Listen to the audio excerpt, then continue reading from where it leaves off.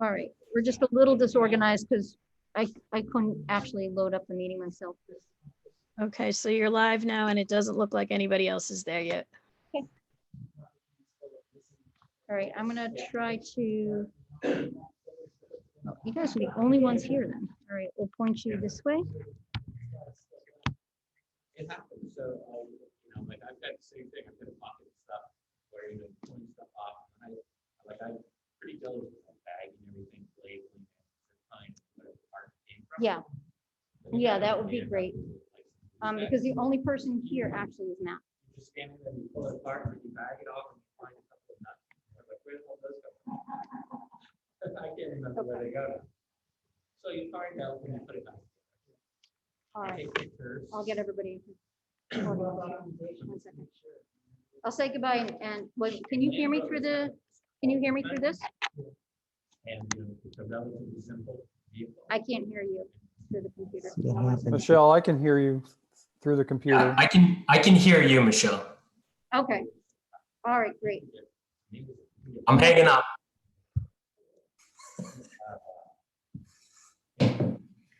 All right, let's see. All right. Now I gotta. You guys are on the big screen. You're like movie stars now. Let's see how I can.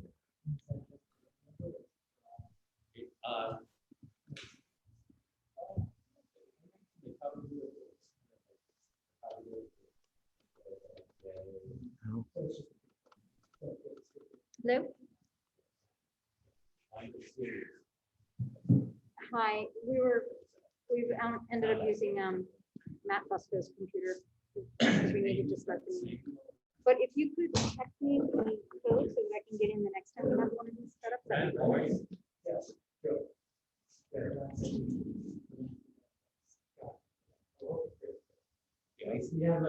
I don't know how. Okay, great. I guess I can do this. That's, yeah. I'm gonna slide that over.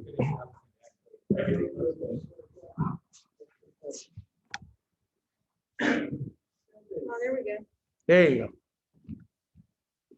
Now, I might be able to get you onto Bluetooth. I don't know. Do you want me to try that or?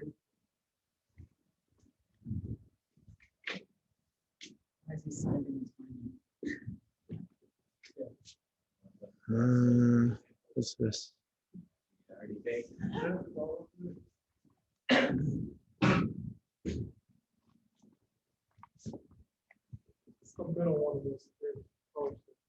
Yeah. I don't know. So I don't know how you I guess if you talk, can you hear us when we talk to you right now? All right. Just speak up into the. Yeah. All right. Gotcha. Okay. Good news is there are no attendees. Hang on, there. Ben has arrived and he's looking at some of the materials now. No, I don't care. Whatever. I'm just gonna announce it. I probably can't say the whole meeting, but Okay. I get a good sense of things. Ready to go. When you're ready, we're all set to start. Okay, let's go. Are you gonna sit or are you gonna just sit? That's up to you. Sitting's kind of far I'm away. gonna sit down today. Something I can take. Yeah.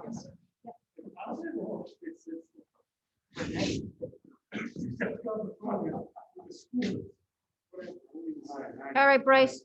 Here we go. You're ready to go, Bryce.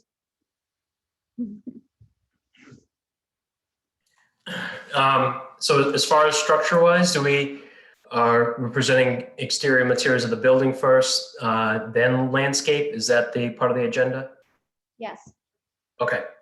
All right. So let me start off by sharing my screen, if that is possible.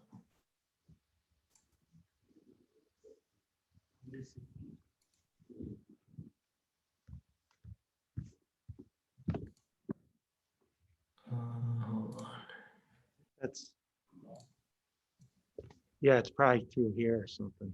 I don't know why it's showing that. Okay. Can everybody see my screen? Yes, we can. Can we make it first? Yeah. Here, let me see if I can make it larger. Tell me which board you're on. Board number 1, option 1. For those of you who can't see the screen. All right. I want to see full screen here. Apologies. Let's see window full screen. Is that a little bit better? Yeah, we have the real board here, so as long as everybody who's remote can see what you have there, that's fine. Okay, all right. Yeah, I can certainly zoom in too to help those people on the screen as well. So just as an overview of the boards, we're going to have a couple of boards here to show. We have an image of kind of the overall of the front of the building, which is the south perspective, to go along with the materials that we're showing. And then on the bottom of the boards, you're going to see a zoomed in of the perspective just to get a little bit more context. So today, and thank you again for having us here. Certainly this is different conditions. So I do appreciate the ability to share like this. So these materials that you're seeing here are items that we've already placed within the documents as up to the SD and now continuing on to DD. So these are just kind of, re-showing them with a little bit more detail and just to get a sense of how everybody is feeling about it and just the overall direction. So I want to kind of start off by looking at the layers of the building itself. So the materials here, we have kind of 4 different, different types. So we're going to have a base of the building to present. We have the overall building elevation, whether it's a brick or a metal panel. And then also too, we had expressed the idea of using wood on the project, not only on the exterior, but also based on what you've seen on the interiors meeting that Josh had presented a few weeks back. So I think I would like to start with the brick in itself, because I view this building primarily, that's the largest percentage of this building is the brick. And starting off, you're going to see within each one of these boards, I've chosen a range of brick, but in a red color palette as my basis of design. So here you're going to see the first one, which is called the college blend. So, and for those who are not able to see it up close, the samples that we have there are really going to show you exactly what these materials are.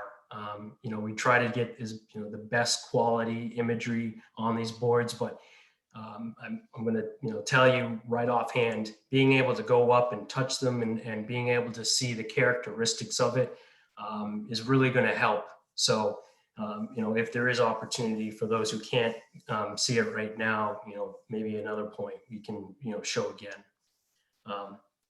So the first brick that we're showing is the option 1. It's called the college blend brick.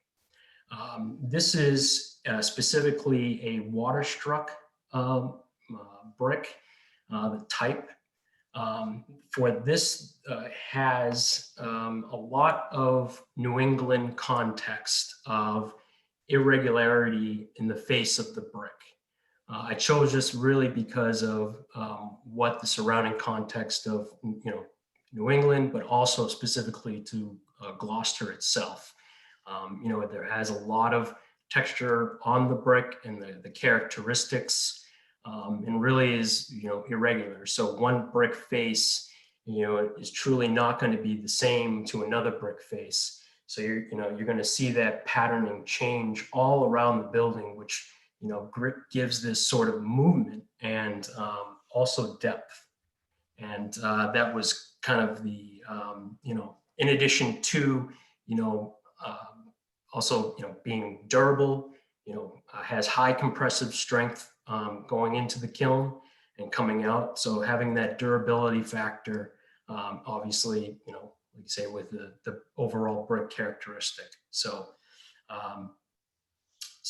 from there, also too, being red brick, I'm also showing within that palette that there are some dark bricks as well. So, depending on the percentage, you're going to see, a few, dark ones in addition to the, the red brick that's there.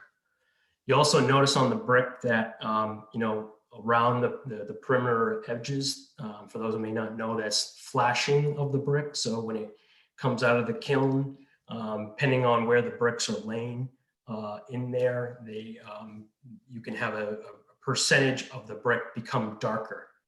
And that also too creates this, variation in the brick and, bringing out, different characteristics. So is there, Just 1 second. is there any questions? Yeah, can I just interrupt you for just 1 second? Yeah, absolutely. So just for those of you who are, watching this at home, and for those of you who are looking at the boards here, one thing that's almost impossible to do, it's almost impossible to really give you a sense of, when you look at a rendering, what that brick actually represents in that rendering. So what these guys are able to do is they're able to go to the supplier, whoever manufactured these bricks, and they'll have an image of what that brick is, and then they'll lay that image into the actual rendering. But as you can see, for those of you who are here, this brick is on board 1, which is what we're looking at right now. You can just see how it's very different, right? So we forget grammar there. Correct. It's it takes a little bit of visioning, right, to be able to understand, and take that brick, right, and understand how that's going to be in the building. So don't get too caught up in the rendering, right, from a materials perspective. Right? You really got to take that material, plug it into your brain, and then superimpose that. That's the best that technology will allow us to do right now. And everybody who's looking at their monitor at home, right, is going to have a very different view of it, just because of how each monitor goes and captures, right? So that's just kind of a little bit of a caveat there. And just one more question, Bryce, the West Parish, was that the Morin, that was not the waterstruck, right? It was the other No, one. that was a sanded brick by Glenn Gary. It's the Glengarry. Okay, yep. So if Yep. you want to use that as an example, when you drive past West Parish, that's the brick that was used on that one. That's a little bit more orange in color. Yeah, and actually that is, we were showing the West Parish brick as a comparative item in one of the boards here, just so that there's, reference for those. So. I see it over here. So Yeah. this, when we did the West Parish, we actually added some black ones in. We added some darker. We put a certain percentage of dark bricks in. Was there a design or a reason? So what we heard from people when we did this here is they love to look at the old brick that was on the old building. So we went back to lots of history, came up with how many black struck bricks were used, and then added those So they had black structure bricks. in the original. I mean, you have some of them here right now. Bryce? Yes. Because I can't really hear what they're saying. Yeah. Did you say, is one of the options include the brick that's used at the West Parish? Yes. Yeah. Okay. We were bringing that in just so a frame of reference for those who may have wanted to see what we've done in the past. Obviously with the West Parish building. Okay, thank you. I mean, this one comes across as fairly brown because of the darker brick inclusions. So just from rendering perspective, it just comes across as kind of a bland brown versus, more of a traditional red brick. I don't know what people's opinions are about that, but I think it just kind of makes it fairly muted rather than, what people might envision more of as a traditional school building. So Yeah, Greg, I think if you come and see the actual bricks, you'll note that the actual bricks that we have on the table are more in the reddish orange color and not the brown. Okay. Yeah, I'm just saying, like, from a perspective, like the rendering is shown from a distance, because it has those inclusions of the darker margins as well as actual darker brick in the mix, it comes across as a darker facade. That's right. yeah, and just to, follow up to, what we found was, when we're taking the imagery, whether it's from the manufacturer and plugging it into our software, and even just the printing of the colors, we don't truly get the exact, coloring based on, what it is on the palette. And Sure. certainly we try to do the best we can to get to that, finite of, coloring, but it just, unfortunately, it's not getting to the right coloring that we would like to do. So that's why we try to heavily, lean on the physical samples there to help us in our aid here. So Ben, which color did you just hold up to the wall? Was that the same as? That was from option one, that was the college blend. Okay. So that's a really good example. So the college blend that's in board one, Ben just held up to the back wall of the gymnasium, and it's a near match to what's here, Okay. currently here at Veterans.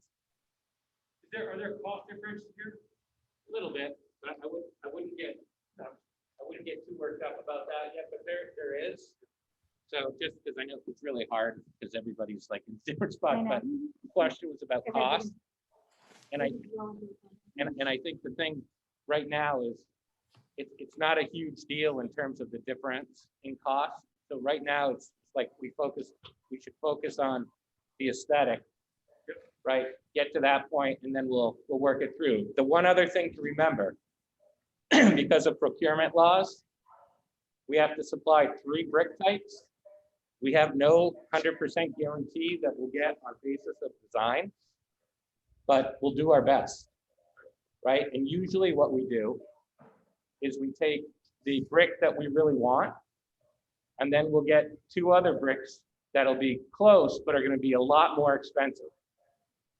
So that they're kind of like straw men in order to try and get the brick that we want. know. Yeah. But it's true. I mean, we're not the only game in town that does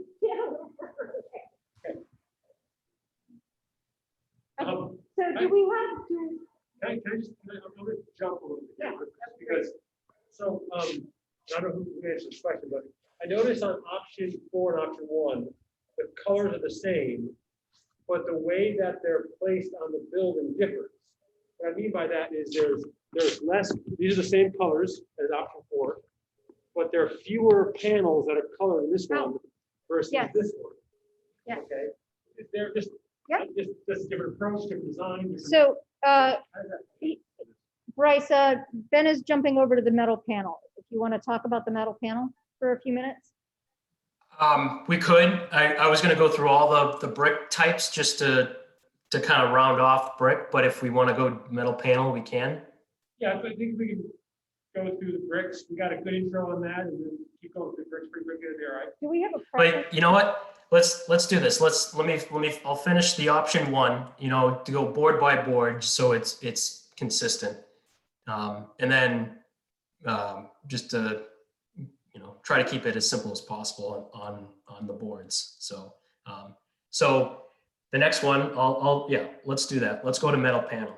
So metal panel, this hasn't changed, from our SD set, other than, some, different coloring, but overall, the MCM, it was, very corrosive resistant panel, durable, versatile. So the system that I was introducing is called this LVL-Z system, where it actually has a different depth paneling in here. So I was trying to create, not only, this kind of durable exterior rain screen, but also too playing around with depth and movement in the panels. So you'll have, a 4-inch deep panel, and then with areas actually recess into a 2-inch panel. And within that recessed panel, I was introducing the color, as you see, and I've had in previous renderings. And I was using kind of a blue palette, based on what we were doing from the inside to outside, to have that kind of nautical feel to it. And this is kind of one set of accent panels that we have with a deep blue sea, a slate blue. This one's showing a night horizon.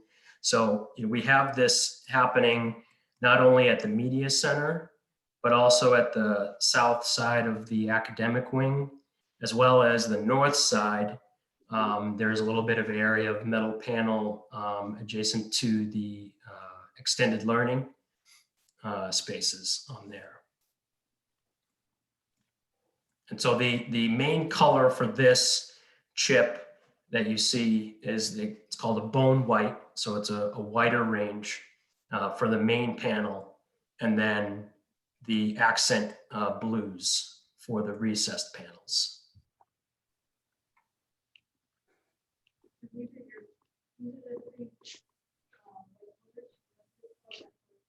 No,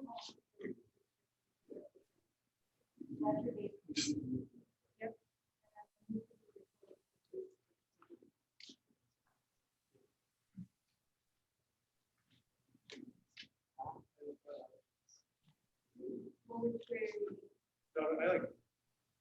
I'm all about it. Maybe not script, maybe not script. Okay. Yep. So I like it. More part of that. Yeah. I like the one.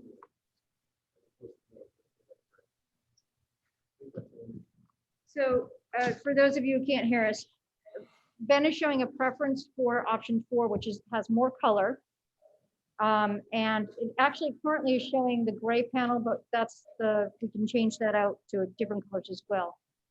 Can you flip over to the option 4 so that everybody sees what we're talking about over there? Yep.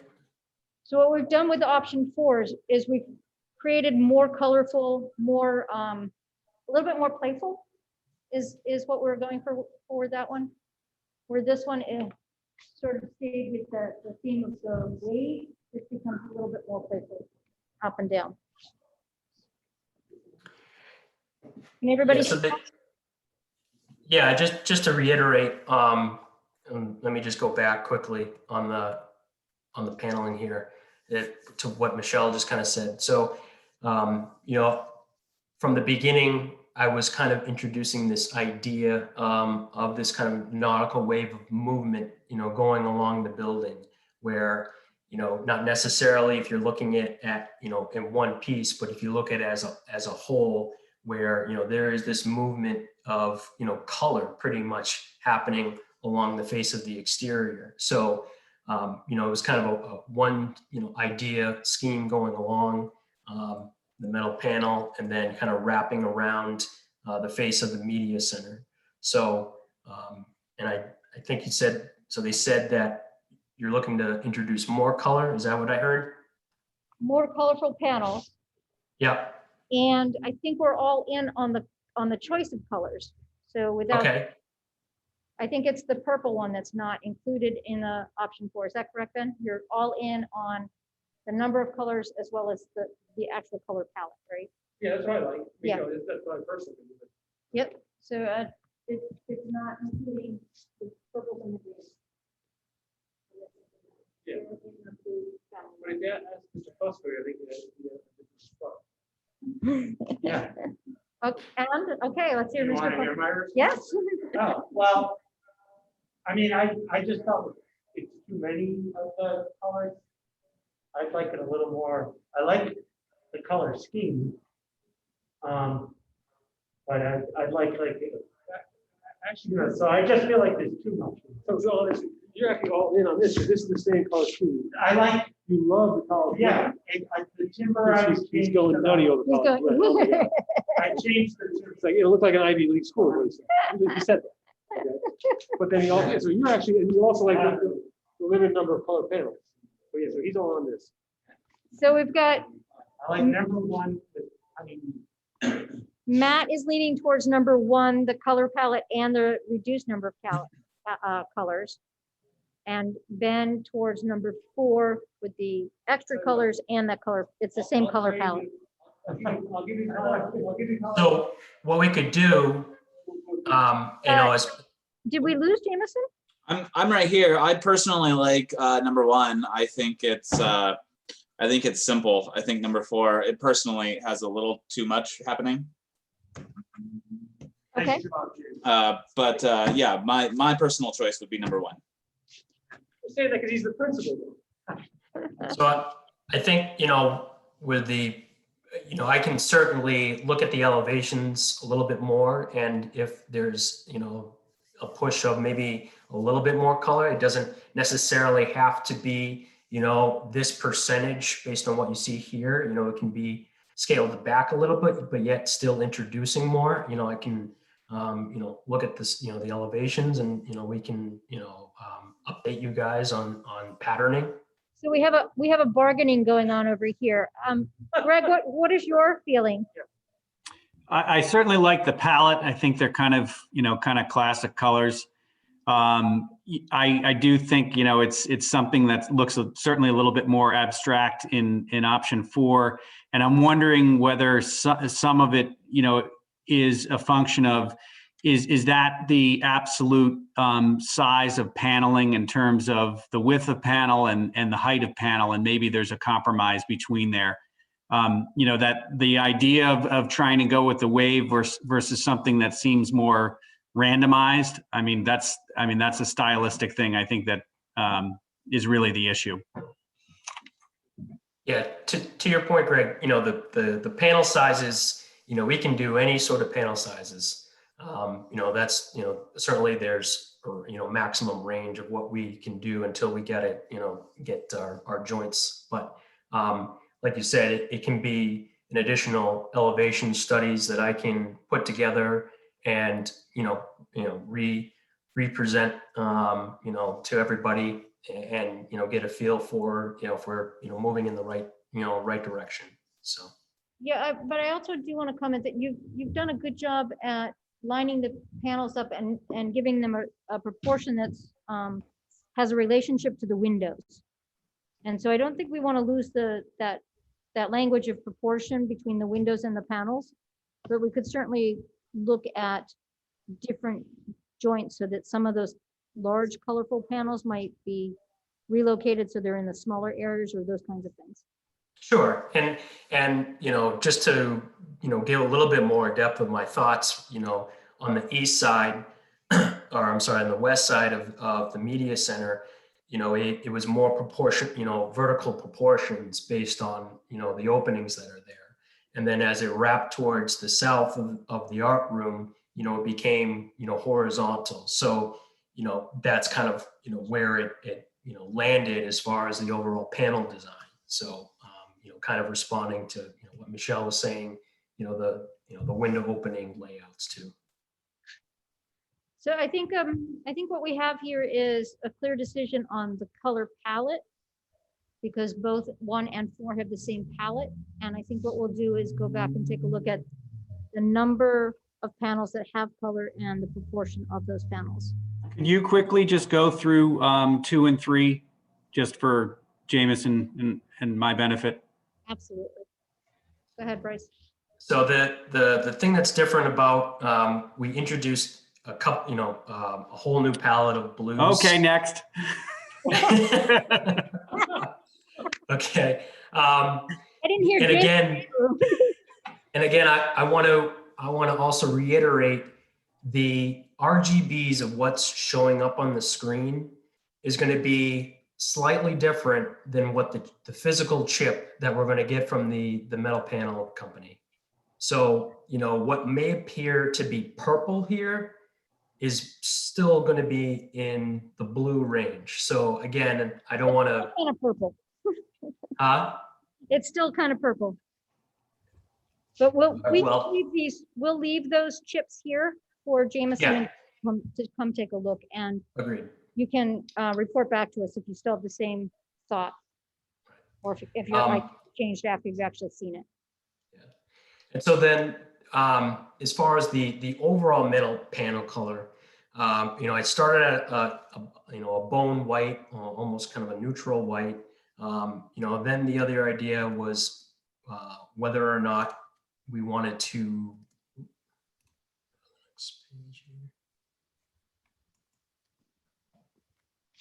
go darker on the gray, and certainly there are a whole slew of gray ranges that are there. So it's just a matter of preference of range, whether we want to go, you know, in the darker gray range or a light gray range, or we thinking more of a neutral, you know, a white, white color. So this is just showing a little bit darker, and certainly how it contrasts against the accent colors too will you know, have a play with it. And do you have a preference, Ben or Matt? Do you have a preference on the background colors, the whites or the grays that you see there? The gray, like the main metal panel? Yeah. I like the, I would say I like this one, the light gray. Just pointing to board number 4. Yep. Yeah, Board 4. And Matt likes 1. and, I'm sorry, Ben likes bone white, which is in 1. but can I ask a question? Yep. So if we look at these 3 colors, the accent colors, Mhm. they actually render quite differently on the panels we have here, which. is That's correct. understandable. That's why you're holding them in. And so it looks like the colors are actually closer to this board. That you put the. Yeah, they do appear closer. Okay, Yeah. So this is probably a little better representation. Yep. Okay, right, okay. Yeah, because that dark one is pretty dark. Yeah, okay, right. Yeah, the reason I like bone white is because I feel like it's a little low. Mhm. Like this is just too white, because it's kind of boring to me. Yep. It's a little dark, too dark for me, so. And I'll tell you, when you see this one in the sun, it is bright. Pretty impressive. Yeah, it looks very, very white, where this one has a softer color to it.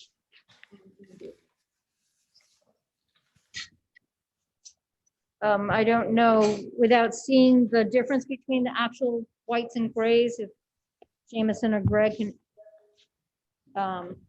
weigh in on that, but again, we're gonna leave these here and you can take a look at the actual pieces.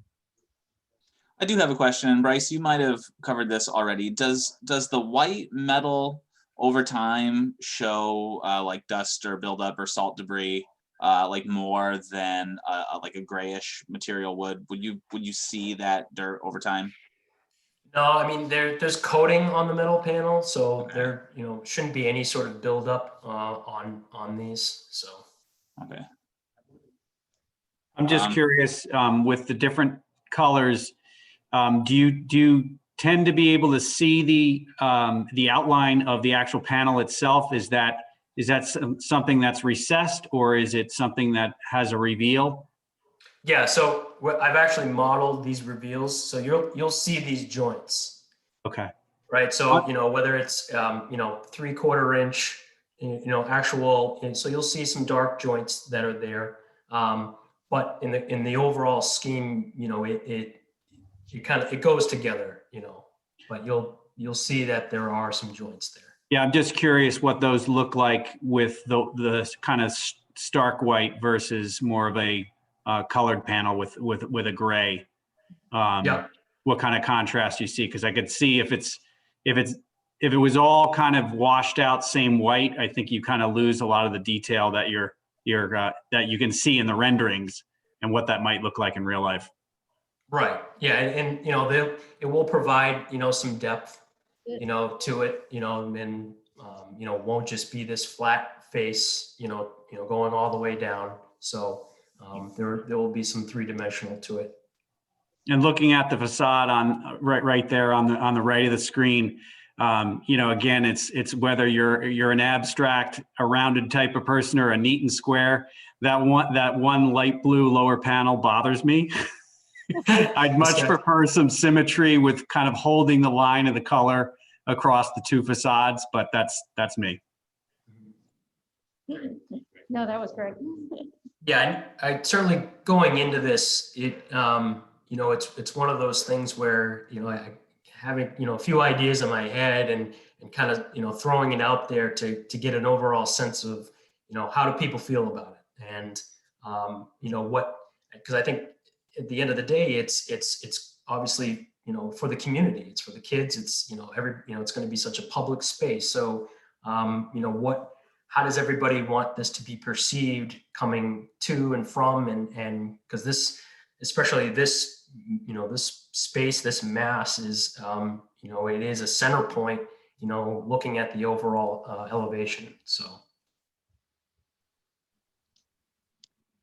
Okay, so we'll leave, I think we have a general direction for the metal panels, but we're gonna leave all of that for Jameson and Craig to take a look at as well. Okay, all right.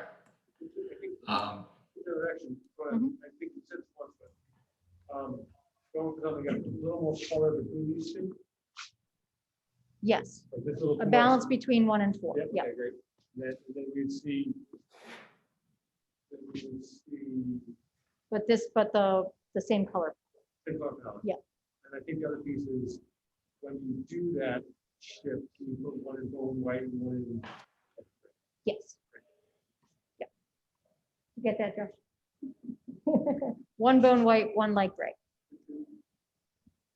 I need to actually go to the one where I started out. Just can't understand the grade. Where granite and wood, where the wood's opposite. Right. Correct. And the granite is below the brick here and below the metal panel. Right. Yeah. Okay. Oh, here. Bryce, when you imagine this, do you envision it in bone white or do you envision it in gray? Do you have an opinion one way or the other? I was envisioning bone white. To me, I saw the white having a larger contrast because in introducing the colors, I felt like that really was going to pop out the coloring scheme, and kind of leaving the white as is, and then you kind of see that color really coming out of the building. That was my first preference. Bryce, do you want to talk about the granite? Because I think that's going to affect the way that we think about the brick. And then Sure. Yeah. Yep. So again, just to give you context of the granite, so we're going to have, we're showing granite along the administration and all along around the perimeter of the cafeteria, as well as, so along here, as well as anywhere we had metal panel that was going to come close to the ground. So that's kind of using our base. So it's going to be on the south side of the metal panel. And then also on the north side, there is some area of elevation, as well as where we have a large curtain wall at the extended learning space. So I actually show 3 different colors of granite as far as our spectrum. And again, I use granite really as kind of an homage to Gloucester, kind of a, durable stone, high impact, where, kind of celebrating around the, the context of Gloucester too. So I had in this option, I started with white, kind of the lightest of the colors along the base here.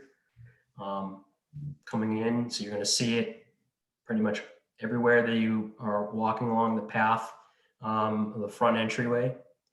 So I have white. I also have,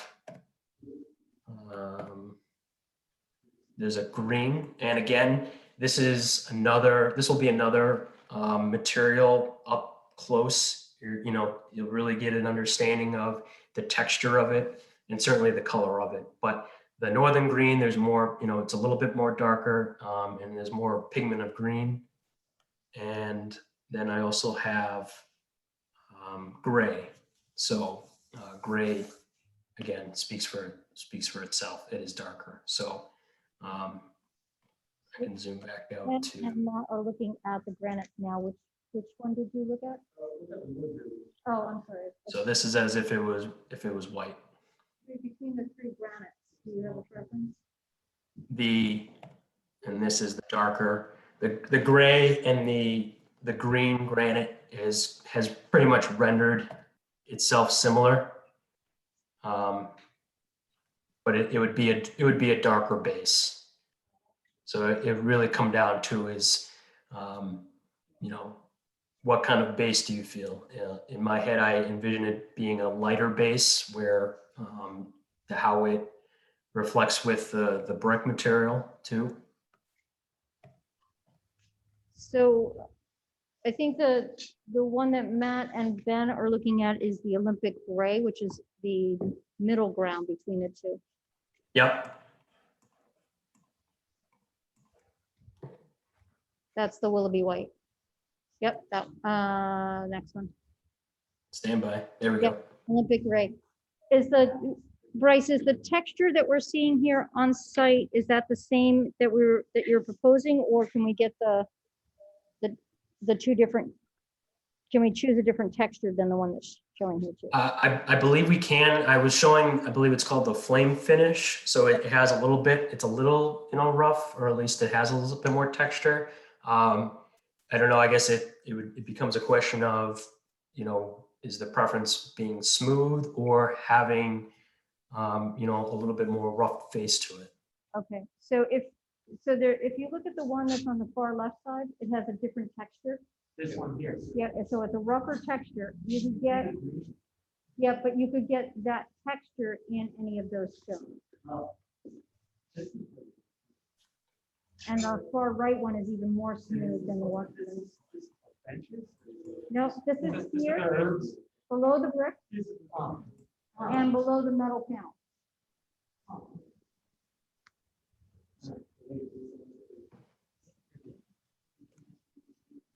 But Joe's going to show you that he's going to have granite things too. So you're going to see a lot of granite if you see the colors. And also too, Michelle, that they're aware of, we're also showing granite at each of the, at the wood piers outside, the wood columns. Yes, that's right. So the base of the pier too. So you like the middle color stone, but do you like the middle texture as well? Yes. Okay. So medium smooth and the Olympic gray is what we have people liking here on site. So you said smooth? The texture of the one that's on here on site. Oh, okay. So the actual one. Okay. One that's here, yep.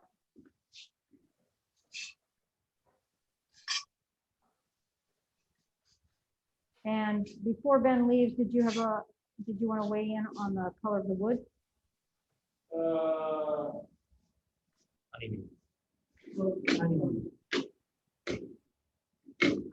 We want to talk wood now?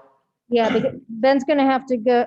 Yeah, Ben's gonna have to go, so we want to go. Okay. What is it?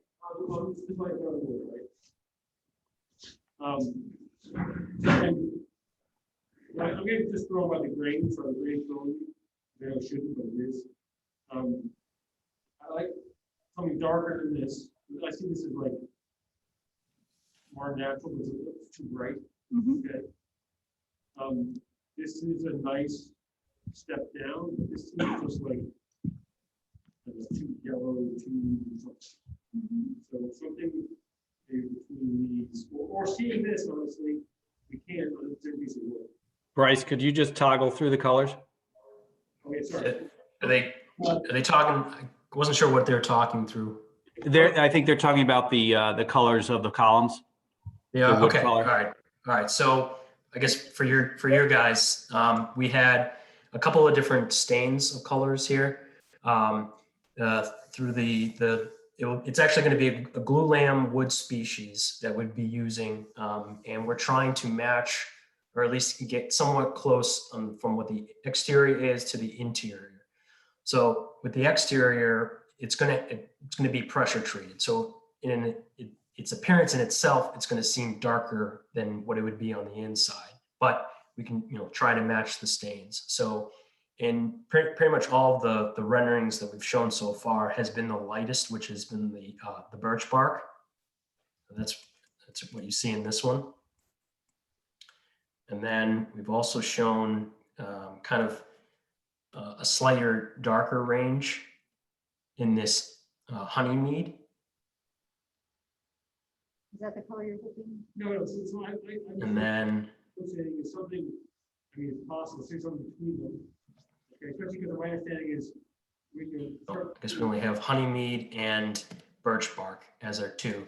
But so what we experienced in West Parish was, and certainly Brad and Michelle can talk more to it on the project, but it really came down to the glulam that was brought into West Parish was it wasn't stained there, or at least it wasn't stained in the factory. So it was a matter of going through the process of what you guys ended up seeing at the as far as a range of coloring. So what we can actually do is, talking with a rep, was if we know exactly kind of the stain ranges that we want to do, or whatever the stain is, they can do it within the factory. They'll treat the wood, but then they'll also stain it, bring it out, and then we wouldn't have to necessarily stain it on site.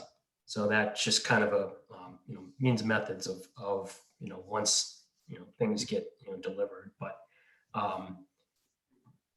actually, I'm gonna pull up a supplementary paint chip for you guys, because since you're not there.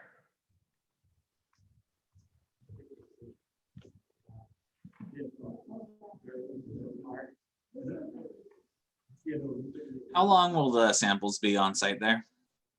I'll have them in my office. You guys can come by, I'll have them for all I can hold on to. I mean, I'll have them for a couple of weeks if you want. All right. Just come in, see the secretary, and I'll have you come into my office. No All right, problem. I think I'll try to pop in this afternoon at some point. All right. I'll come in early next week, Matt. I'll email you in advance. So here you'll see, and this is what I believe they're looking at right now, is the ranges of stains that you could do from there based on the palette. So we were showing birch bark as the lightest, and then the honey mead as as the second, a little bit darker.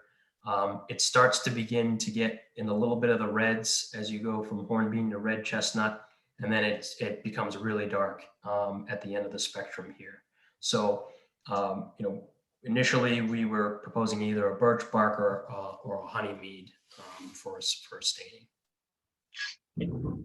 I think Bryce too, and Greg, Jameson, I think for purposes of today, right, we're not making final selections, obviously.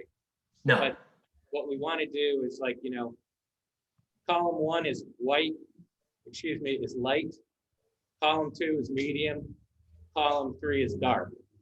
Right. And what we're looking to kind of suss out here today is if there's something there that you don't like, right, which I haven't heard anybody jumping for joy about column 3, then, that's kind of direction that we're looking to get, so that we can discard that and say it's somewhere in column 1 and column 2.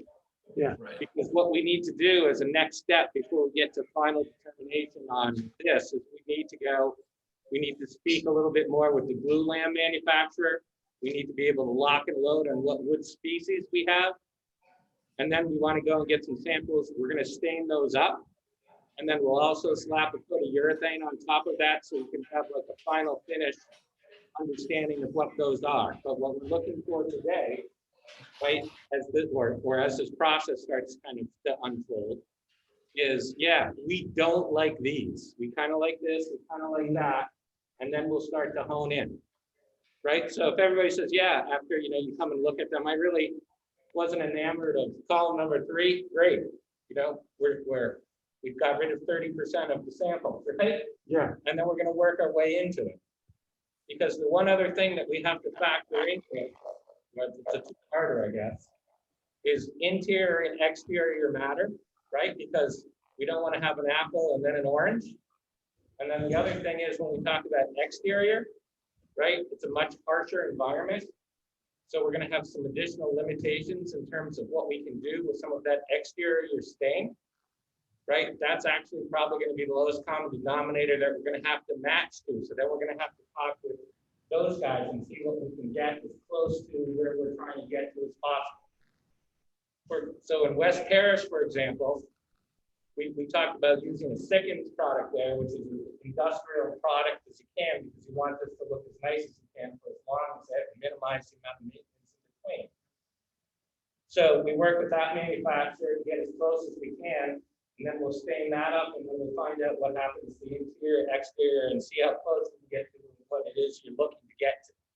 That's our process. So as you're thinking about it, don't think that you have to lock on corned beef versus honey meat today. Tell us that I don't like light, or I don't like dark, or I don't like medium. That's the direction we'll see.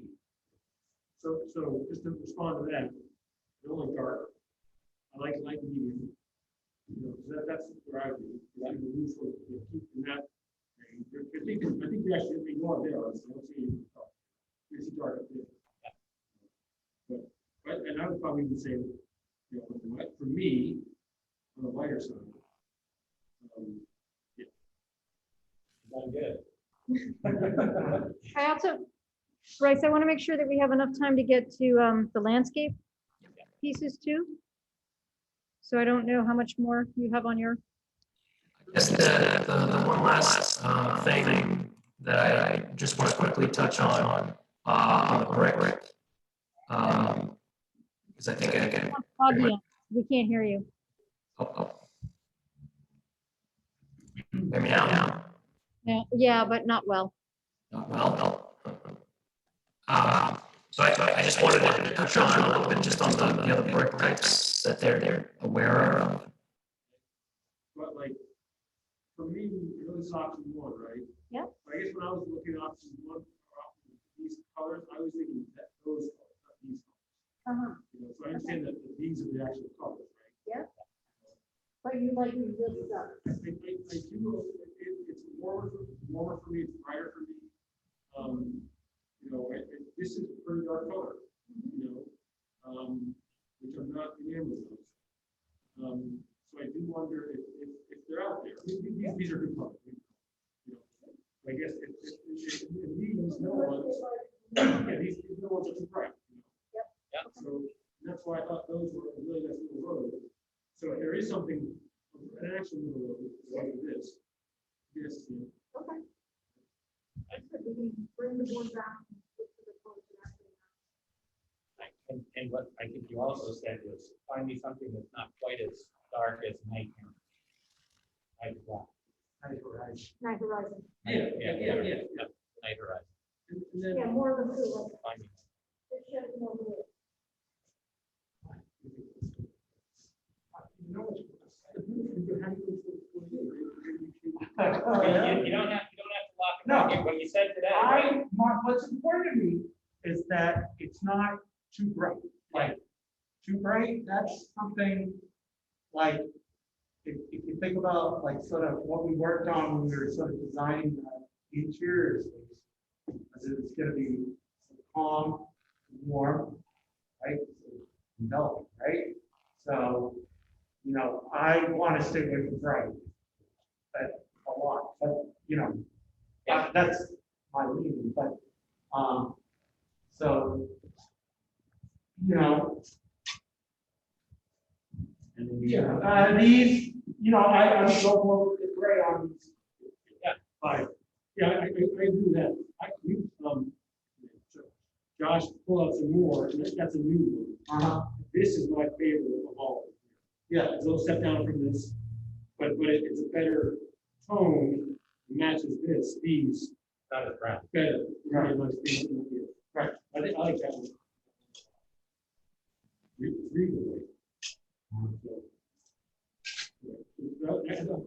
That was a nice shift, more towards you, but not anywhere near the sky. Yep.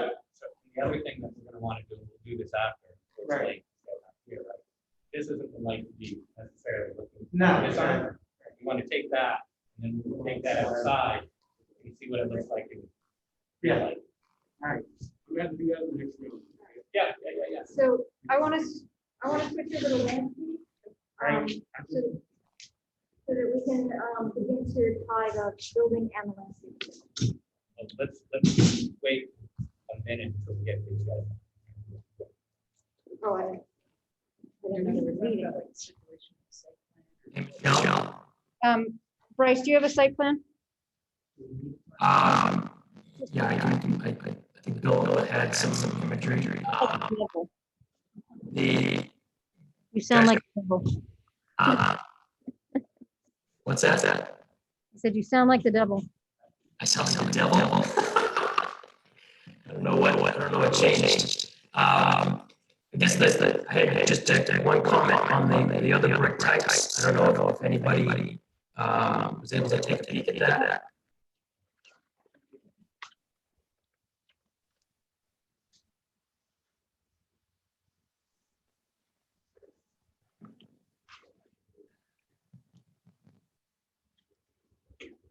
Hi.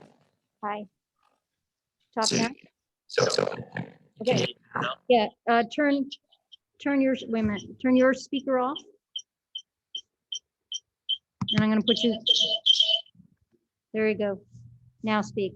And Jamison, tell me if you can hear him. Go ahead, Bryce.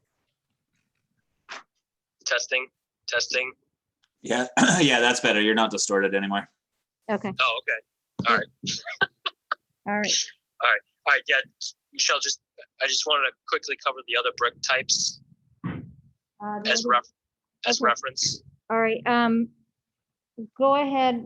Matt and Ben are having a separate conference, but if you want to go ahead and cover it with Greg and Jamison, that would be good. Okay. All right. Yeah, just quickly, I just wanted to say, so on the other types here, again, you'll be able to see on the examples there. But it was worth mentioning. I was also showing a extruded brick, which is a little bit different from the water struck brick, where the extruded brick, based on how it's put in through the kiln, it is more uniform on the face in itself, and it's used a little bit more, but still very durable and reliable and everything. But in here, I was showing just a red, no variation at all. You'll see here, no other colors, whether or not you want it to be flashed around the edges or not, but I was just showing as another option here. And then similarly, this is another red brick, extruded brick. And it's, this one does have, some variation of, darker color and also flashing. So I just wanted to also put that out there so that you guys could see it. And then the last one, sorry for the image quality, but this is the West Parish brick, which was I believe it was a sand molded brick out there that I had spoke with the rep that they can still manufacture. So if that was something that everybody liked and wanted to see again, the option is still out there. But I at least wanted to show you guys these other ones.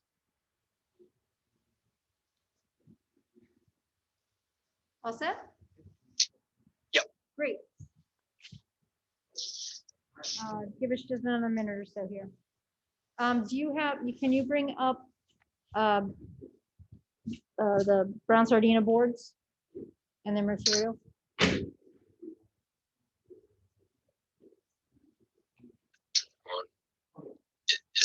Is Bill there? Bill, can you hear me? Gonna be me.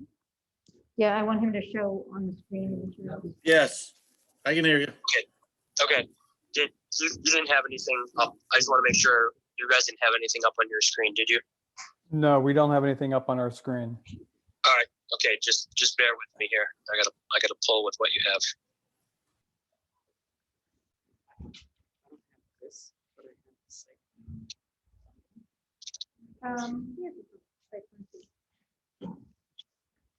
You guys are pretty familiar with the site plan, too.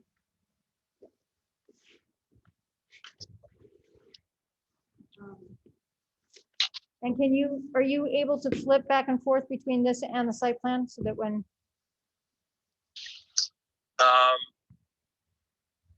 Maybe. okay. All right. Yeah. No, Yeah, I I- can't hear it.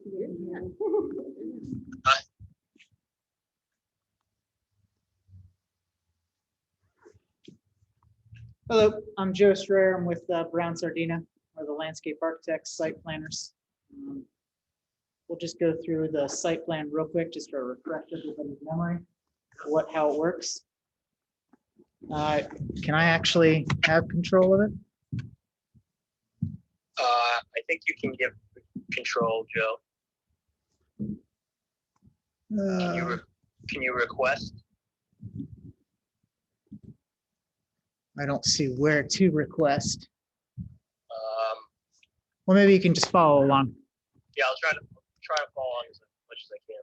So generally, the entrance sequence, you come in off of, I can't remember the street. Webster Street. Yeah. Go in the very first entrance, and that is the school entrance. Drop off cycles through the little D, comes around to a circle on the back ends on itself into the front. That's where all the drop off happens. Well, not that far away, but yes. That's where all the drop off happens. That's the entry portion of the site. And you exit, it depends on which way you want to go. You want to go west or east or north, south or north, I can't remember. The buses come in the next exit. I think there's 5 buses that can be handled in that roundabout, and they exit the same way. That entrance is blocked off by swing leaf gates, so not everybody can come in, not everybody can come out. Before you get to the big D in the back as well, there's a swing leaf gate too, so depending on what kind of access needs to be mitigated, it can be mitigated.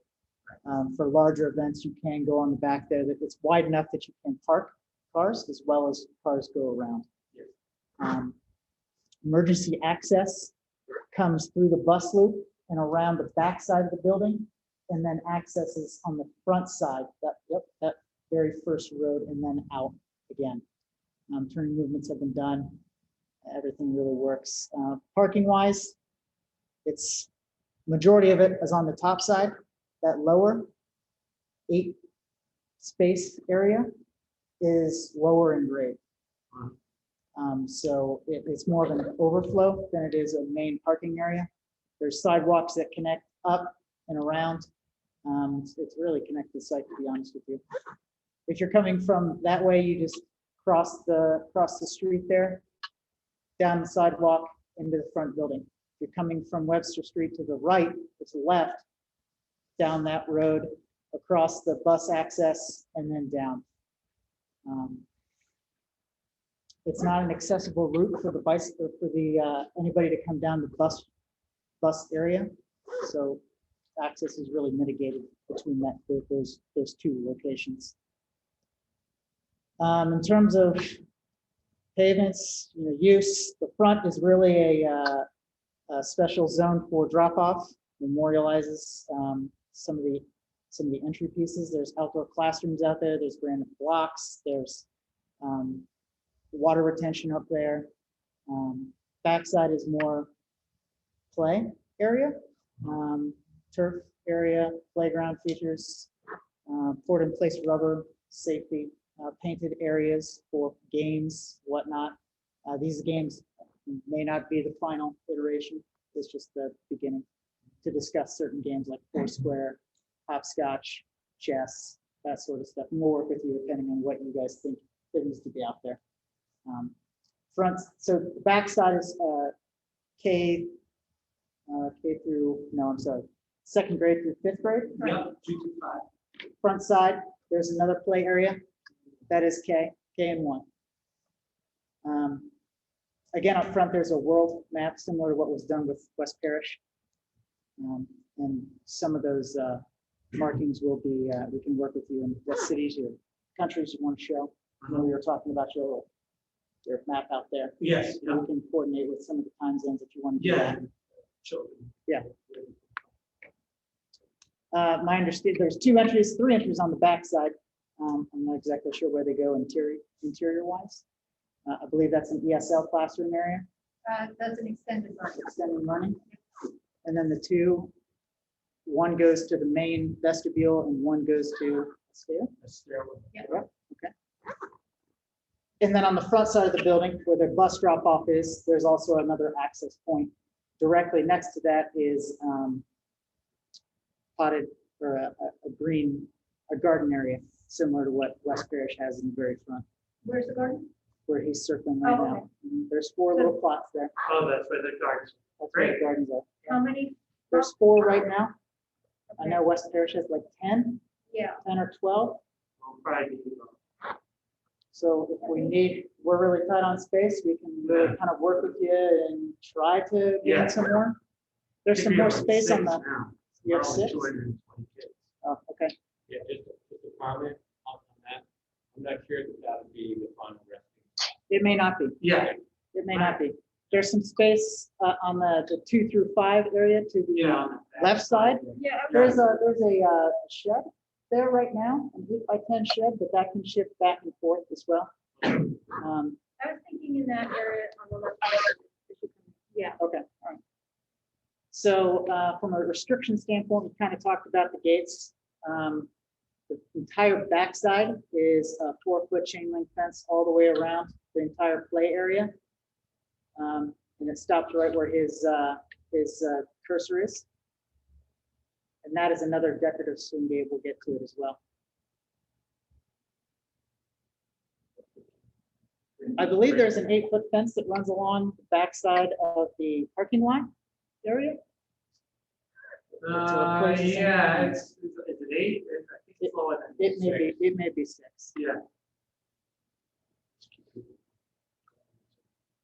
So we'll get into specifics about materials now, but that's the general layout. Especially with the back, this is an example playground that we have used in the past. We'll work with you guys in a contractor or manufacturer to really narrow down on what the kids need, what you want. Yeah. Colors, that sort of thing. So don't really focus on what this looks like right now. Or even the patterns. The blue is the safety zone and the red is just an infill. So those patterns will be developed as we go along and can be worked with the colors that you choose. Yep. The finishes, the colors of the granite, everything can be worked with within reason. Questions? On the left-hand side, is that the rubber surface as well? Yeah, Okay. you're And talking about the swing set Yeah, area? Yep, okay. yep, yep. that's They're right, split. that's okay, Yep. And we're able to customize all of these structures to meet the needs of certain kids. So if you want grades 2 through 3 on one structure and then 4 through 5 on another structure, we can do that. Yeah. Joe, on the inside of the donut, so to speak. Yes. On the back. Is there a fence or is there bollards that tighten that down? There are bollards all the way around, except around the field, it turns to fence. So A fence between the field and the playground. between, no. So Okay. kids can run back and forth. Yeah, no, that's good. They just can't run up and down into the field. So basically a U on either side of the field. There's a 4-foot fence, and then where goals will be a 12-foot fence, just in case for a rogue ball that gets hit and whatnot. And those, we can talk about a little bit later, but it does not have to be a chain link fence. It could be something a little bit more soft. If you didn't want it to be there, you could pull it down and let unmitigated access go through. But currently, that's what's shown. Okay. Questions? Comments? Concerns? Okay. So why don't you start with my other document there, and I think you have it. Yep. So what he's about to show you is a 19-page booklet on potential materials, certain materials, just to get your general feedback of what you do and don't like. We have 3 swing leaf gates. We'd like to do two that are fairly decorative, whether they are this panel or not, but they look like this, just to give you some sort of idea of, you know, how porous it is, what kind of decorative punch steel it looks like, what color it looks like. We've used this before on alphabet soup on another school, currently being installed, I believe. Bill, if that's not right, you can go ahead and say that's not right. My understanding is they can do custom patterns. If you want to do some sort of charrette with your kids, maybe we could center on something that's custom, that's more geared towards them. Don't quote me on that, but it's something that we could potentially think about. So all the colors on the left, they can also do custom colors, but again, it'll probably come with the cost associated with it. Right. So this. All powder coated. Decorative gates would be going into the back. They would be going into the back playground from the parking area, as well as into the back playground from the bus loop. And these are swing gates? They're swing gates. I think that they are not motorized. Beverly has motorized gates similar to But, yeah, this. that was a question.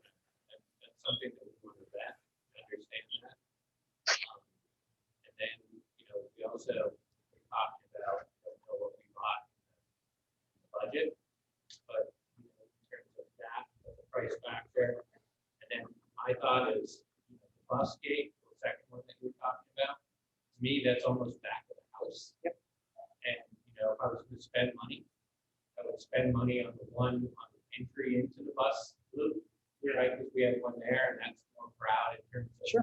public, as well as the one going into the back lane. Yeah. So are you suggesting, so in the bus loop, we have one here at the bottom of the bus loop. Oh, it's up here at the It's up top. at the top. So that's a very large. Yeah, it's right here. So our typical detail for these swing lead gates are 6-inch galvanized tubes. They look like little triangles. You see them everywhere. So if you want to do that, that's perfectly fine. We can powder coat them. So if you choose a color for the fence that's black or brown, you can probably powder coat it to look like that as well, or paint it on site to match. I just, I think we're gonna spend money on the Yep. decorative gate, we'll see. Yep, sure. We're gonna spend money. So these 10 are not the only 10 that they have. They have a whole list of them. There's probably 40 different patterns that you can choose from. How do you feel about? Well, I just have a question. So maybe Bryce could answer this. Because he did the design. Does the design lend itself more to geographic, like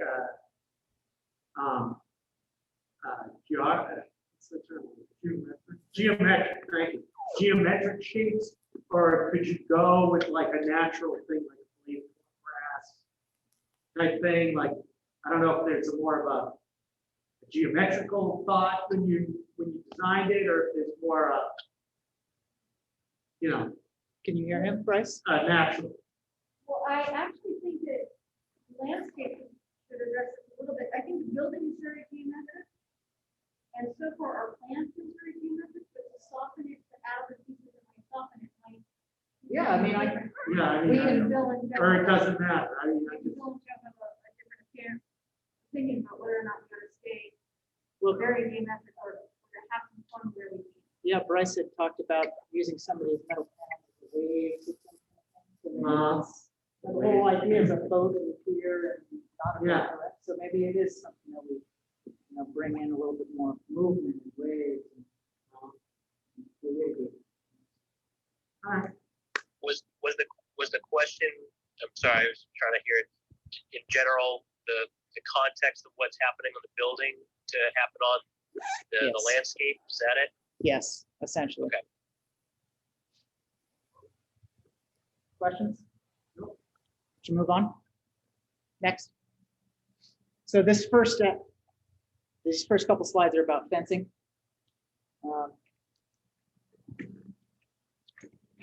What you can see here is this is a 3/4 inch mesh. I don't know if you guys can see that. It's very fine grained. It's PVC coated. That's what we're going to do.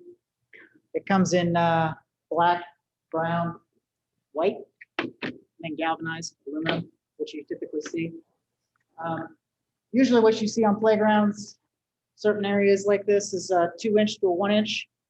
We'll use a 3/4 inch mesh for screening purposes around like generators or something like that, loading docks. You can certainly use this, but as you get a little bit larger, you can stick your fingers in there and you can pull yourself over, jump over, that sort of thing. So there's a security aspect to it, getting this small.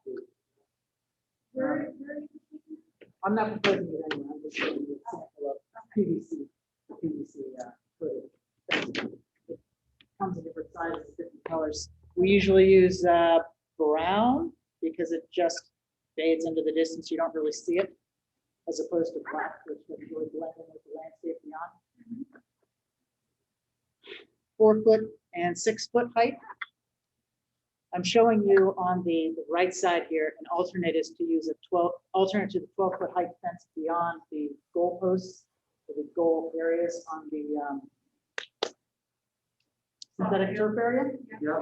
You can use safety netting that has 4 or 5 poles that go up, and you can take them down as necessary. It's a little bit more expensive, obviously, but you know, it's an option if you want that mitigated access through, and you don't need it, you don't need it. Right. I think one thing to think of, you should on your plan, what we can do this after. Yep. Yep. But I think we also need to weigh the necessity, if it's a necessity, of a 12-foot high fence. Okay, on the back of this, given the kids that we have, versus what the impact of a 12-foot high fence is going to have, right? Because the visual of the 12-foot high fence, you see it right there, is much different, right, than if you have a low fence. Oh, I think that's like a 25-foot tall. Well, even like a 12-foot, right? Just scale of kids and all of that, even if it is, you know, someone. Once we get to the synthetic turf, I have an example of a 4-foot next to a 12-foot. We installed this at Woburn Middle School, so you'll be able to see the height differential and how it means next to a soccer goal and what that kind of looks like. And one thing I was thinking is if you have basketball back here, Yes, so then you're going to want something back here to stop those balls. probably. So if instead of putting it here, you put it here. Right? And then you're going to have it here to stop it from going into the building, right? Yeah. To reduce the number that you would, so that you don't have 3-4%.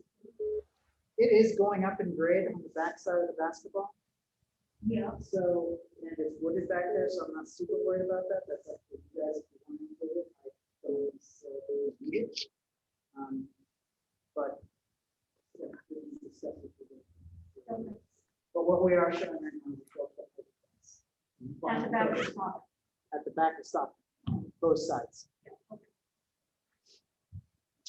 I don't know if we're still doing a wood enclosure, but I thought I'd show you anyway around the loading dock area, what these certain materials look like. A typical stockade fence with metal reinforcements for gates. On the left side, you see it everywhere. It's got that little chamfer top. You do a regular tongue and groove, which boards just kind of abut each other with a little flashing and a cap on top, decorative caps on the posts. Or you could do something a little bit more interesting. That's a shadow box where boards are overlapped with one another. Again, I'm not sure if we're doing this anymore around the loading dock, but I figured I'd show you anyway.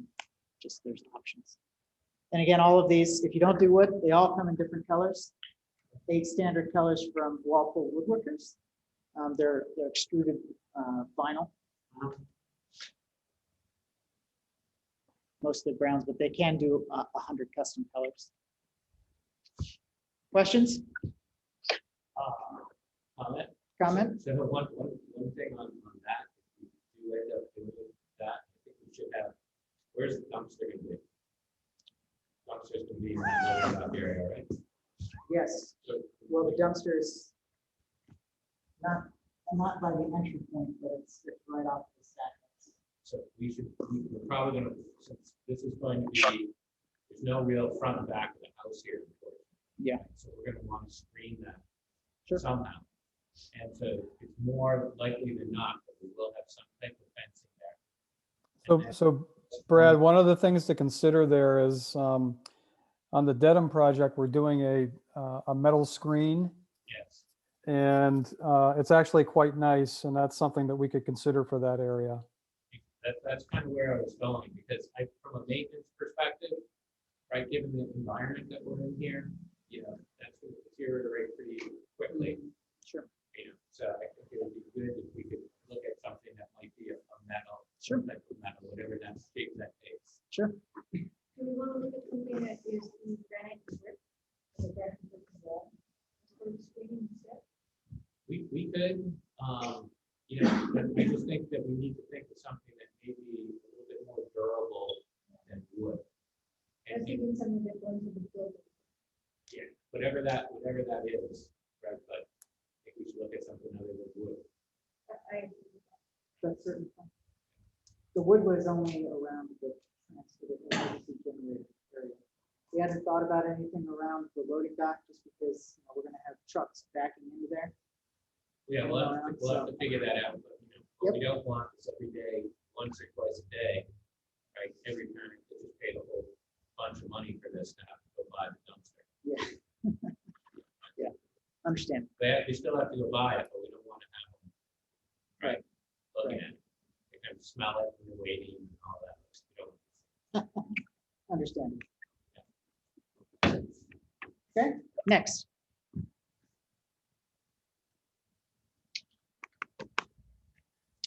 So we've got two big walls on this site. They're going to be larger gravity and segmental retaining walls. You've probably seen them around town. They have 4 finishes on the front. We can do colors on the front. You can see the size of them being installed with the second picture to the right side. They're pretty big. So this is going on the bus loop connection side. And then there is one that is separating the upper parking from the lower parking and a butter's property. The one that is on the parking lot side is about 6 to 7 feet tall at its tallest point. So it's going to need geogrid. But the other one is about 4 foot tall, much smaller. Yep, on the back side, about 4 foot. Oh, that one there. Tall, yep. We had a quick discussion with Bryce and Michelle about maybe matching some of the granite that you guys select. So there's a cohesiveness to that. You know, as you can see in these 4 face styles, the upper right and the bottom left kind of emit that idea of a rough granite split face. Maybe it's a cobble or a larger stone. And these they come as natural, but they're just poured concrete, precast concrete. So you can pour integral color in them, or you can do what they call a shake-on hardener, which is the top right picture right there. You see the brown and gray, dark gray. So what they do is when they go to pour it, they just put on like almost pixie dust on the top of it, and it hardens. There's a small film, so that will chip off after a period of time. There's also the integral color, which is poured all the way through. So when it chips, you still see that brown, black, gray, whatever you want. There's obviously an added cost for that, as is everything. what do we have right now in our budget for those ones? I don't know. off the top of my head. Questions? Is that the walls that you're showing up there, is that material that you're- Nope. No, those are just papers. oh, okay. So we don't have those? Yeah, they're big boys. Okay.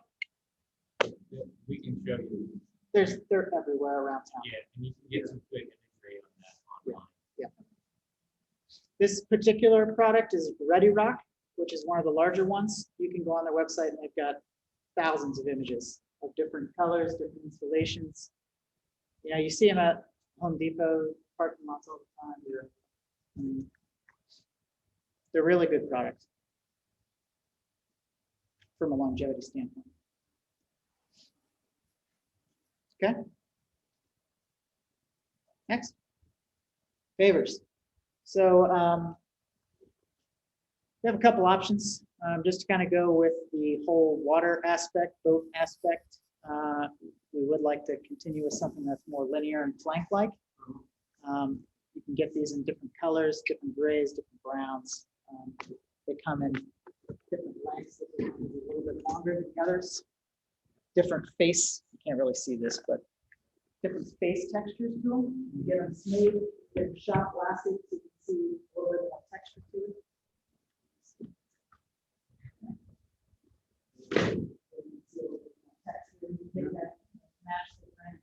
Yeah. Different tumbled look or a cobbled look. You know, the one on the right, the middle right side there is. Being that front. Yes, I'm sorry. This unit paving is in the front drop-off outdoor classroom area Okay. Yeah. only. Yep, right there. Yeah. So it's a little hard to see, but you can see a dark brown versus a lighter brown. Yeah. The dark brown we'll get into a little bit later. That's decorative gravel. So it really is kind of mimicking these piers that are coming out with all these different undulations up and down and to create different spaces. And then the granite flints are seating areas around the classroom spaces. So you're looking more like the top left picture or here? Yeah. Yeah, we're gearing towards the upper left and then the bottom left, or bottom right, I'm sorry. If you just wanted something that's a little bit more rough and tumbled and, you know, giving you that kind of older look, you could go with something like the Tribeca cobble. Yeah. I see those as being more difficult for somebody who's in a wheelchair. Or, They're, flatter, longer shoulder. the face style isn't quite as cobbly as you see in the streets. Okay. The bottom right, I'm sorry, bottom left, kind of looks like this and maybe in mix. So that when it comes to they basically put it in a big tumbler and break off all the edges so it doesn't look so clean and crisp like that. And that is the bottom left. Again, this comes in grays, reds, browns, purples. Any color.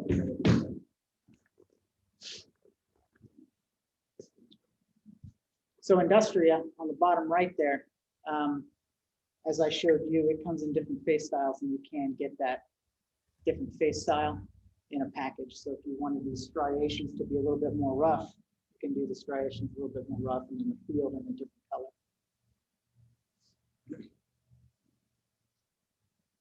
Different shapes, different sizes. Questions? No? I guess just one thing, right? And maybe you can give us the green concrete speech versus pavers. Green concrete as in colored concrete? As in new concrete. Oh, yeah, you cannot Salt. sculpt new concrete for a year. Right. Or it'll stall. Pavers you can't. Stick pavers you can. So we just went through this with Kentucky. They decided to put pavers all around because Yeah. of the maintenance issue. I mean, you've got that 1 year. Hopefully it doesn't snow, but it will. It will. And you'll get a letter from us, right, that says, by the way, you need to, and maintenance is aware of this, but, you know, if you go and salt green concrete, new concrete, it will fall. There's nothing you can do about it. Yeah. It's just reality. So for that first year, you're going to have to, you know, sand or do something that's going to be different. It's problematic to work through that with you. But this is not something like that. So this area, you know, you can solve, and what we're always challenged with is a freeze-thaw cycle. Right. Right, what that means in terms of ice and all of that. But also something to think of, because usually what happens is when we get into this and everybody gets everything that they're looking for, right? I know you're kidding when you say money is no object, but when we get into that nasty value engineering phase, right? And this is one of the first things to go. Because landscape guys, they always take the first step. Right. Right? And it's, as I said to Ryan when he came in, he said the icing on the cake, right? What really makes the building shine. Right. And so, keep that in the back of your mind when you're talking about, right, because what'll happen, and I don't know if Bill Booth is on this call still, but, one of his jobs is gonna be, well, if it doesn't meet budget, we're gonna do BE. There's gonna be an inherent tension that's gonna be there that you guys are ultimately probably gonna have to decide. Okay. Now, if you can, on that comment, if you could flip back to the site plan, Bryce. So Which one? just the site plan, Oh, suddenly. just that front area is unit paving. So you, it goes all the way down by the. just the brown there where it ends at that first bollard, the parking lot. Doesn't it go down in front of the cafeteria? It goes down in front of the cafeteria and ends. So everywhere that's kind of like a mottled brown is unit pavers. So anywhere outside of that is just regular concrete. It's not colored concrete or anything. It's just regular 5-inch concrete. So that's why, in part, why it's been done this way. Because that right there, you can solve out of the gate, and that's the main access point in and out of the buildings. Yeah. The other area that's reflected in gray, because sanding, obviously, if you track the sand in that first floors, right, it's farther removed from the building, so it's automatically a lock built-in block associated. I see. Not on the backside though. So the backside is concrete straight in. Yeah. So you may want to think about, if you want to do that, you may want to extend You want pavers. to extend the pavers, at least see that Yeah. sidewalk or at least Right there. some portion of that. Because children, they get dropped off in the morning and they go straight outside. Yep. And then they'll be coming back. Okay, That kind of flow of we can traffic. certainly do that. Right. It's not The bad. recess in and out, Yeah. Recess that that. one in the middle there is primary. That's the Yeah, one that- there's a stair there actually, just so everyone It's a knows. stair ramp. Yeah. Stair ramp. Okay, Do you have a preference about which one you're looking towards?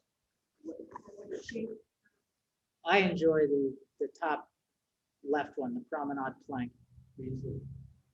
Right, the top left there, the bottom. Yeah, and I think the top left goes up. Yeah. It's because it's the background. Because the background. But I also like the fact that the colors there. Yeah. And it's, have that kind of movement. They don't like how that middle seating area is. Sort of Yeah, I mean, like water, like a river going on. You do that with both types, right, just different colors on the other thing, the way it's shown right now, right, it's monolithic color, but if you wanted to, you get two colors. and Yeah. see the same type of thing. Oh, yeah. Material. absolutely. Yeah, and this company has, I like the colors a little bit. It's not that, but it is a more streamlined. But we run into where the order is big enough, we can match any color. So if we like a color from one manufacturer, or we like some other company's block, we can probably match it, depending on how big the order is. What's the length of one of the promenades? Is it that long one again? I don't know off the top of my head, but It's I would- easy, Mike. okay, I would say it's about that. This also looks like it's, maybe 3 or 4 different colors. And each company has their own set kind of pattern. So if they're looking for exactly that, they may have something that the kind of installer can follow. Okay. Which you- It looks like in that site plan that this is going to butt right up against the water table or base on the building, right, which is also shown on the screen. So it's something that doesn't necessarily have to match identically, but it's something for people to think about what they like in the building. Brad, in some areas, actually in most areas except for the entry, there's gravel underneath with the stones underneath the canopy area. So there's not only, pavers in this area, there's gravel that's underneath the overhang. That's the way the plans are currently shown. So we'll get to gravel a little bit later, but he's exactly right, because we can't grow plants underneath canopies that get no water whatsoever, so any sort of area is popped out, and you see it in your site plan, but it's popped out about 5 or 6 feet. So is that the same money on the papers that you found in gravel, or is that? Essentially, When you Yeah, say unless gravel, you- you're talking like river stone. exactly like this stuff. We definitely want to make sure everybody understands that. So you're saying that's within the first 5 feet. Yeah, And you pick it up. it looks almost like 10 feet. It goes out It could be almost a to little, the edge of the overhang. So one of the things there to consider, right, is it's picking up stones. so. Yeah, we need to make sure that the stones are big enough that you can't pick them up easily and throw them. So- Most definitely. This is, Definitely. so we'll get to it later, but the stones are between 6 to 8 or 8 to 12, so. we think Right. that's- I think that's- Okay. So this is, we did this at Sunita, right? This is the same, maybe lower in the back at Sunita where we have the big stones. Did we do this at Sunita, Bill? I wasn't on that. Well, we did large stones in Sunita that you can actually sit on, but we didn't do, we did the big gravel in the parking lot On the lower entrance as you go back out. at the lower entrance. Yes, underneath the overhang. So they were large stones that someone could not pick up and throw. Correct, yes. We definitely want them to express that, feel that. and Yeah. say, We can get samples. From, Yeah. Because just because a kid can't pick it up doesn't mean a grown up could. Yeah. I'm angry. so why don't you go to the next, probably the next slide. Oh, no. Tactile warning pavers. They're in the front, they're on the side, they're anywhere there's a curb cut ramp. We usually do, in the paver areas, we'll do a paver, which is the top image. And then we tend to, these days, we tend to do cast iron instead of replaceable, which is the bottom one. Just because of the longevity of the product. This particular company, you can get different colors for the cast iron, but that is not typical. So Is Greg still on the phone, on the line here? I am. It's a little challenging, but I'm here.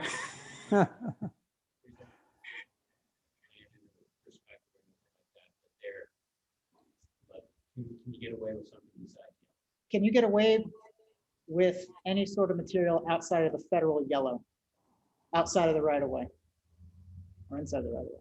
I am not sure of that. I'm trying to think of if I've seen actually other color. A lot of times, we use like a gray, like it's from a accessibility perspective, it's fine so long as you have a differential and attack. Yeah, so he's basically saying, we go with the middle image a lot. It starts gray, but there's no finish on it, so it will patina a little bit. It'll start to turn coppery. But that's just for a longevity standpoint. We don't want to upset the committee here. And I just don't want to, I want to make sure that Gloucester is kind of a planning board consideration or something else, doesn't have a mandate that says. I was going to say, and again, it's kind of difficult. I don't know what Jason or Bryce's experience has been like trying to hear the conversation. It's kind of tough unless you're really close to the front of the room. But some of the concerns that I'd have just on like the paver areas and things like that are, just the consideration of utility runs. If there's anything that runs underneath these, that's going to be kind of a challenge for Public Works in the future to try to maintain. So just being kind of mindful of that. And from the perspective of, things like this, again, if there was a way to, I don't know if this is something that is, can be put into like a PDF, kind of just corresponding, location with material type, that might be helpful to also run by Public Works. Again, we love to have a building that's got a great design, but long-term for the community is also how it's maintained. And some of the decisions you're talking about right now in terms of, something that's muted doesn't need to be painted, those types of things. Otherwise, it becomes a long-term maintenance issue. Yeah, sure, and I can definitely keynote a site plan and send that around. This is a PDF, what you're seeing right now, so we can send that off, but I will follow up with Great, a site plan with everything keyed. That's not a problem. thanks. Yeah, we're gonna leave all these materials too, so you can take a look at them, feel them, look at them. Great. And we can mix and match, so if we want to use the replaceable within the right of way, because there are a couple within the right of way, just to maintain the city's preference. So if they need to pop them out, they don't have to think about getting a different color. You know, if the federal yellow or the colonial red is the standard, we can do that. Next slide. Stone dust. So stone dust is really just around the planters, the raised garden spaces. And those are made out of cedar, but this is just to give you a typical palette, what that kind of looks like, how it integrates. This is a stabilized stone surface, so it's the stone dust, and then there's a layer of, not epoxy, but it's like almost a glue that keeps it together. They come in different colors, 5 different colors. We usually do blue or brown, or blue or darker gray, just because that's normal, it's standard around here. But it's limited just around the playground, or not the playground, the planter areas, which may or may not shift. You know, we may want to consider the potential to change that and make it concrete. I know that stone dust is a lot nicer to walk on, and it's really associated with garden areas, but even though we would stabilize it, we may kick it up into the paved concrete area. So we may want to rethink whether we want to do stone dust there or just put the planters, put concrete around the planters. Yeah, that's something we should talk about as well. As I don't know how many you want. We show 4. If you want 10, they obviously can't stay there. Right. Or they can be 2 separates. I think that's the way to go. Yep, upper grades and lower grades. Yep. Okay, I'm done with stone dust. Granite flints. The longer pieces are in the front. For seating, outdoor classrooms, you can do, you know, match what you guys are showing on the base. They can be larger, you know, iterations of that. You can go for a reclaimed look or even a precast look. The precast takes some beating, and you will see it in the long run, especially in a high active area, but it is an option. It won't match. And then there's some granite planter curbs in the front as well. There's also flush curbing that we show right now where the pavers end and the gravel begins. Just because that gravel is so large, you'll see the end of it. But we can match what you guys are using on the building. Usually we will match the roadway curbing, just so there's not 2 different orders. So it'll have that kind of split face look, and then put them on the top. Can't remember. There's.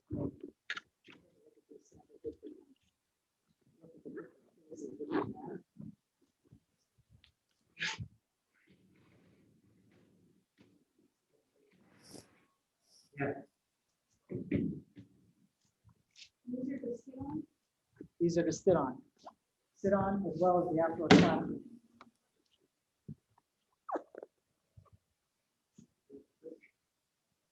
And you can get them in different sides, like so if you want the split face side, put a home top or a thermal top, you can do that.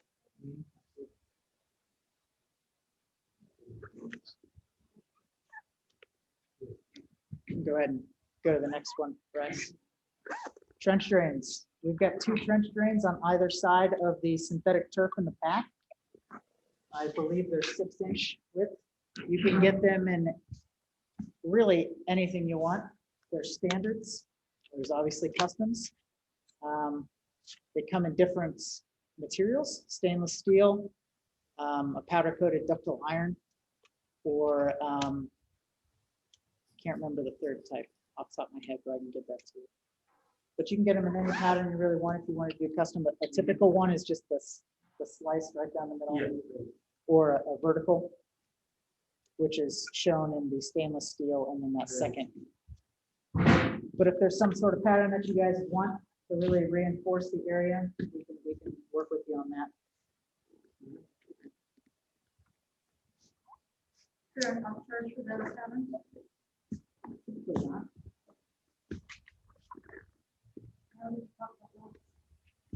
Next. Okay, so we've got a 4 to 8 inch river stone and a 6 to 12 inch river stone. You can obviously see the size difference between them. 6 to 12 is in the bed next to the end of the pier or end of the pavers, and then everything else is 4 to 8. What you can see here is 3 to 6. Maybe you guys can see that. It's almost your palm. Biggest, and then the smallest is about that big.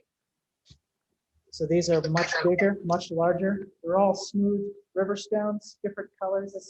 This note's a red, burgundy, brown, grays, that sort of thing. But they come in all different colors as well. You can't specify that, but you can specify the palette. So if you wanted the gray tones, then you do gray tones.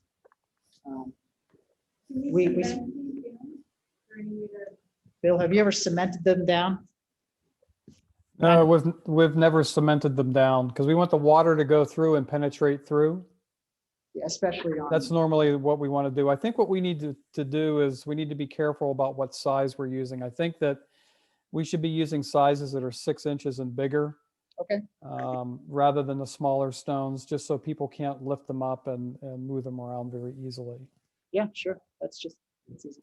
And, you know, we could actually consider even using larger stones in the water sort of retention area off the piers and placing them in a way that would look really, really cool, I think. So, you know, we could just switch it around a little bit and just upsize the stone in general. So as well as the smaller river stone, whatever size we go with, there's going to be landscape boulders and there's much larger symbols. They're kind of scattered all around the front entry piece. You can kind of see what they might look like on the far right. That's an installation part. Yeah, the middle on the right. That's kind of what the size they are. They're 3 to 6 feet diameter. Set below grade about 1.5 feet, 2 feet. So they're really not going anywhere. But that's kind of the interaction they have with the river stone. They just kind of blend well. Start a vocabulary. Also what they kind of look like in a plaza space and how the concrete goes around them. We won't have that too much. Questions? And those are native. My only concern is about the size of these. They're big boys. They're. No. Oh yeah, sure. Yeah, we can work with you guys to Yeah. whatever's comfortable for you. I think it was less than small. Yeah. All right. Benches. We have backless benches at the synthetic turf area. I don't know how many we're carrying total, but these are some options of reputable companies like Landscape Forms and Surfaces. I believe the last one is MMCK. They come in powder coated ends, in any color you really want. Blues, reds, grays, anything you really want. There's matte, there's glossy. And then the boards themselves are red for the time being. It can be thermally modified ash, or they can be just straight up aluminum, depending on how much maintenance you want to put towards it. Yeah, on the West Paris project, we use wood benches there. Some people prefer to use wood benches because they're really nicer to sit on, especially in the colder weather. But there's some municipalities and clients that prefer metal benches because they don't they're longer lasting than the wood benches in general, although these wood benches have a good longevity because of the materials that they are, but that's something to think about. Did they have backs on them, Bill? We can do them with backs or without backs. It really depends upon where they are. A lot of times, most of the times we will do backs on it when we know that people are going to be sitting there and watching the kids as they play. But there's other areas where we may want to have backlists where they can sit on either side. So we do both.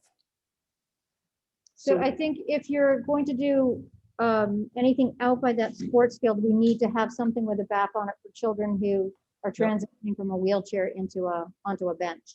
Mhm. So one of them would have to have a back on it. Yeah, I think in general in the playground, we would probably put backs on most of the benches because people were going to be sitting watching. And it's just more comfortable to sit for a longer period of time with a bench with a back. Okay. So then the decision that we need to do is talk about whether it's wood or a metal that looks like wood. Aluminum. Well, the metal won't look like wood, but yes, metal or wood. Okay. And you know what, you may choose to do metal in the back by the playground area because it's going to get, a lot of wear and tear. And then, if we have benches out front, we could potentially look at doing those in wood. I think that's probably a good solution because the ones out back might get graffiti on them or somebody kind of, Yes. Yeah. where the ones out front are more visible, so people are less likely to do that. Mm-hmm. I didn't put in a buddy bench. This is Bill's favorite bench, but a buddy bench. We have a buddy bench here that we would You want to salvage it? bring with us, yes. Okay, that's great. Bill, You know, I love it too. So just one? Just Or one. The other one. Has one too, if we want. I'm not sure if they have one. So we can have one. I in think front they and one- did, yeah, One in back. sure. Okay.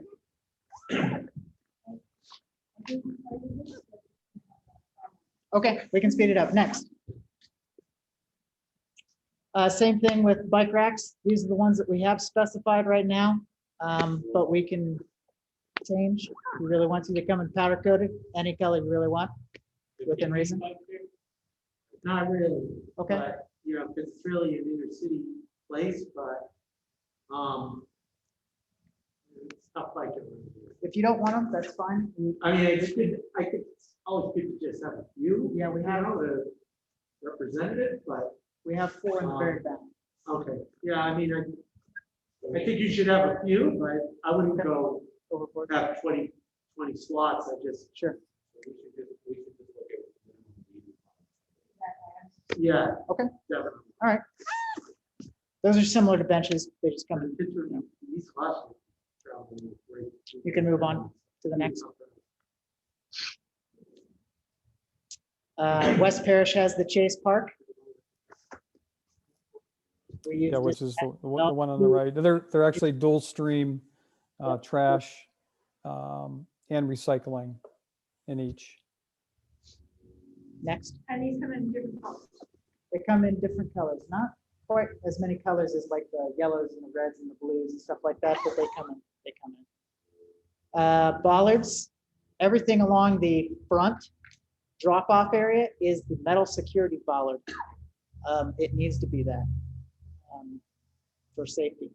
They're spaced in a fashion that if any car can hit it Yeah. straight on, they can't go through. No lights. They do not have to be lights. Is there anything reflective? They're just straight up stainless steel.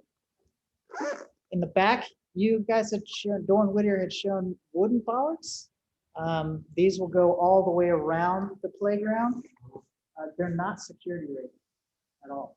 So think about whether you actually want to use them or not, as well as we need to come up with a footing system so they won't rot in place. So think about that, but they are an option if you want to do that. They'll stop a car. No, I don't think that they would stop a car. Depends on how quick they're going, but Yeah. Anybody who's traveling around the circle, it'd be pretty slow. Yeah. Well. Plus you have to get There should that be number. kids out there, really. This has to do with, Right, yeah. Right? So make a mistake, that's the slow driver and probably head. If somebody's looking to drive through a crowd, or if you have another person who steps on the wrong pedal, Yeah, I think what we really want from a safety perspective here is to make something that's going to, if we have pedestrian and kids playgrounds, those things need to be protected. right. So those should be somehow structurally. Something pretty stuff. Yeah. We can, If it's not, that means no wood on that interior piece, then.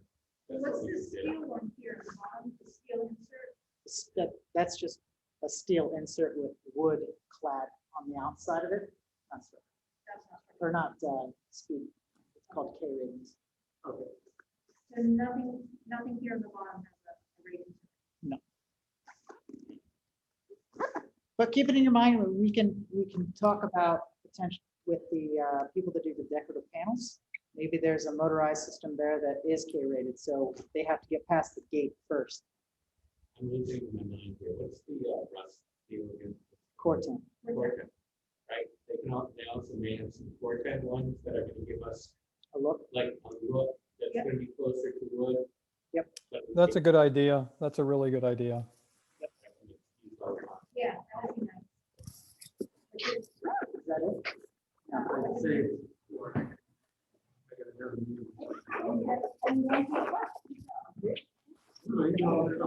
The last few pages are, the last few pages are site amenities in terms of flagpoles and stuff like that. Synthetic turf, playgrounds. It really isn't site specific, it's just really something to think about. Yeah, and but look at. some look. They come in all different colors, you know, rubber, the play surface is important plate rubber, so we've got this 4-place, it's called SBR. And then the top is the EPDM, which is the recycled car tires. Okay. And they come in different colors, we usually use a white. You can match your pearl, or your bone, or whatever it is you're gonna go with a blue or something like that. Yep. Okay. We also I'll talk about So will you be able to come back in 2 weeks? Sure. So before we wrap up, because the battery's running low, let's stand over here. The battery's running low and Matt has to take his computer. We're gonna meet again in 2 weeks. And it would be great, Jameson and Greg, if you could come and take a look at all of both the landscape and the building materials. And that way, when we get together next time, you'll have a better feel for what those look like and a preference. Yeah, sounds great. I can be there tomorrow, maybe. Ready? He's saying tomorrow. Yeah, fine. That's fine. I'll be early next week. And Greg, I'll have it all set up in my office and I'll let my secretary know you want to come and check it out. So anytime between, 7:30 and 4 is fine. Okay, great. Thank you. Sounds good. Appreciate it. Thank you, everyone, for joining us. Thanks. Thank you. Sorry. Yeah, no problem. Thank you, guys. I think it's gonna just go off on me anyway.